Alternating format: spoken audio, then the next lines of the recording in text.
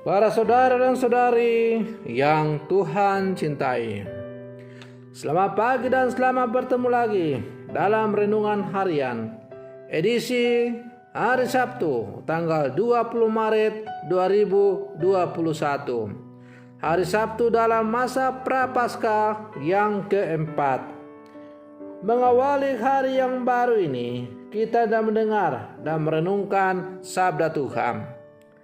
Marilah sebelum kita mendengar dan merenungkan sabda Tuhan, kita berdoa.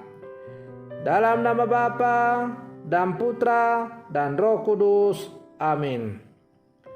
Allah Bapa, sumber pengharapan, barang siapa berharap padamu takkan dipermalukan.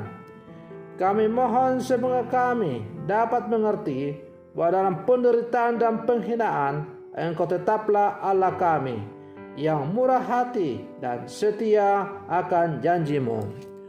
Bersabdalah ya Tuhan, kami siap untuk mendengarkan. Terpujilah Engkau Bapa, Putra dan Roh Kudus, kini dan sepanjang segala masa. Amin. Para saudara dan saudari yang Tuhan cintai, sabda Tuhan yang hendak kita dengar dan kita renungkan untuk mengawali hari yang baru ini, hari Sabtu dalam masa Prapaskah yang keempat, diambil dari Injil Yohanes pasal 7 ayat 40 sampai 53. Tuhan sertamu. Inilah Injil Tuhan kita Yesus Kristus menurut Santo Yohanes. Sekali peristiwa, Yesus mengajar di Yerusalem. Beberapa di antara orang banyak yang mendengarkan perkataan Yesus berkata, "Dia ini benar-benar nabi yang akan datang." Yang lain berkata, "Ia ini Mesias." Tetapi yang lain lagi berkata, bukan. Mesias tidak datang dari Galilea, karena kitab suci mengatakan bahwa Mesias berasal dari keturunan Daud dan dari kampung Betlehem, tempat Daud dahulu tinggal. Maka timbullah pertentangan di antara orang banyak karena Yesus. Beberapa orang di antara mereka mau menangkap dia, tetapi tidak ada seorang pun yang berani menyentuhnya. Maka ketika penjaga-penjaga yang ditugaskan imam-imam kepala dan orang-orang Farisi pergi kepada imam-imam kepala, orang-orang Farisi berkata kepada mereka, "Mengapa kamu tidak membawanya?" Jawab penjaga-penjaga itu, "Belum pernah seorang manusia berkata seperti orang itu." Jawab orang Farisi itu kepada mereka, "Adakah kamu juga disesatkan? Adakah seorang di antara pemimpin-pemimpin yang percaya kepadanya, atau seorang di antara orang-orang Farisi? Orang banyak itu tidak mengenal hukum Taurat." Terkutuklah mereka. Nikodemus, seorang dari mereka yang dahulu telah datang kepada Yesus, berkata kepada mereka, "Apakah hukum Taurat kita menghukum seseorang sebelum ia didengar dan sebelum orang mengetahui apa yang telah dibuatnya?" Jawab mereka, "Apakah engkau juga orang Galilea? Selidikilah kitab suci dan engkau akan tahu bahwa tidak ada nabi yang datang dari Galilea." Lalu mereka masing-masing pulang ke rumahnya. Demikianlah Injil Tuhan. Para saudara dan saudari yang Tuhan cintai, di sepanjang sejarah sampai saat ini, pro kontra tentang Yesus itu selalu ada. Bukan hanya pada saat Yesus masih ada di dunia ini, tapi bahkan sampai saat ini, di zaman yang sudah serba modern ini, pro kontra tentang Yesus masih saja terjadi. Bahkan tidak jarang terjadi perdebatan sengit. Para saudara dan saudari yang Tuhan cintai, hari ini melalui bacaan Injil yang kita dengar pada hari ini, kita mendengar perdebatan mengenai Yesus sebagai Mesias. Tampaknya orang sulit menerima Yesus berkaitan dengan keberadaannya yang berasal dari tempat tertentu. Latar belakang dan kepercayaan mereka akan kitab suci Perjanjian Lama.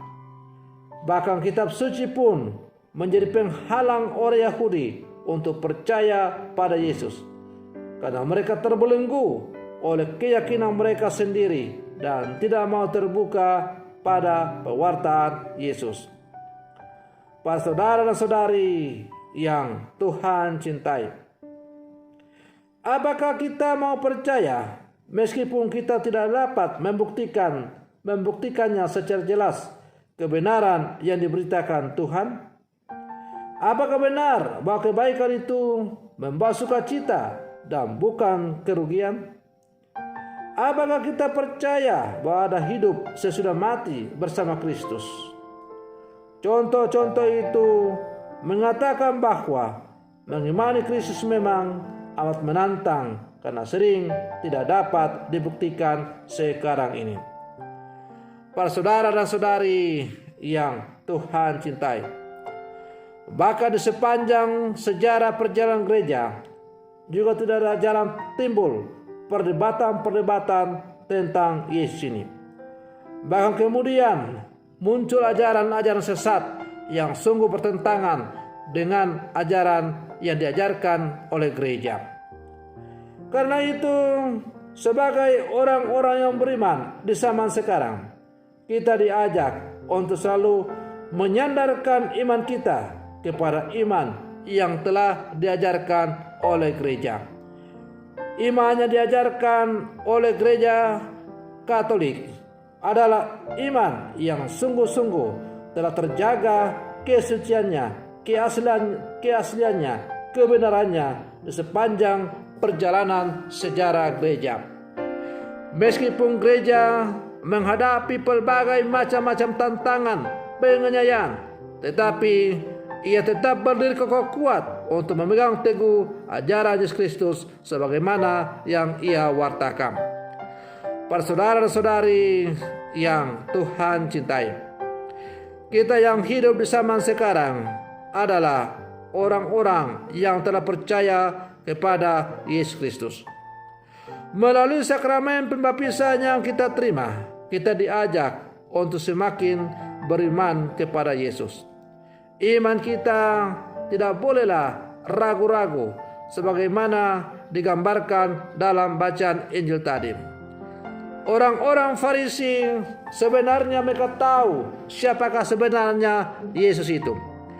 Tetapi pengetahuan mereka tentang kitab suci ditutupi oleh rasa dengki, iri hati, karena mereka kalah bersaing dengan Yesus.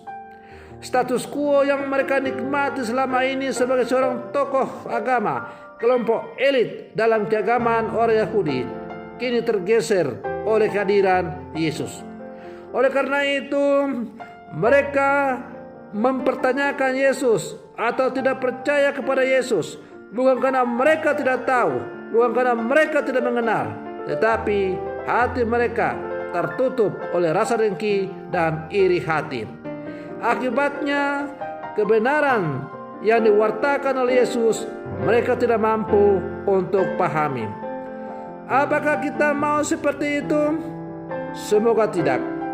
Sebagai murid-murid Yesus yang hidup zaman sekarang, kita diajak untuk selalu terbuka kepada bimbingan dan pengajaran Yesus Kristus, sebagaimana diajarkan oleh gerejanya yang kudus, gereja yang ia dirikan sendiri, atas pengakuan iman para rasul ialah Gereja Katolik yang kudus.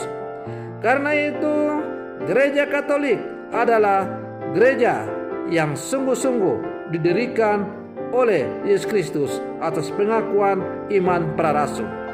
Dengan demikian, Gereja Katolik adalah gereja yang sungguh benar karena ia didirikan atas dasar pengakuan iman para rasul itu. Para saudara dan saudari yang Tuhan cintai, maka marilah dalam seluruh kehidupan kita berjuang dengan sungguh-sungguh untuk selalu menyandarkan seluruh kehidupan kita pada ajaran iman yang telah disampaikan oleh gereja yang benar dan kudus kepada kita masing-masing. Mari kita terus memupuk iman kita sebagaimana diwartakan oleh para rasul melalui gereja yang kudus, Gereja Katolik. Mudah-mudahan kita semakin bertumbuh dan berkembang menjadi orang-orang beriman yang tangguh di zaman sekarang. Semoga demikian. Selamat pagi. Tuhan Yesus memberkati.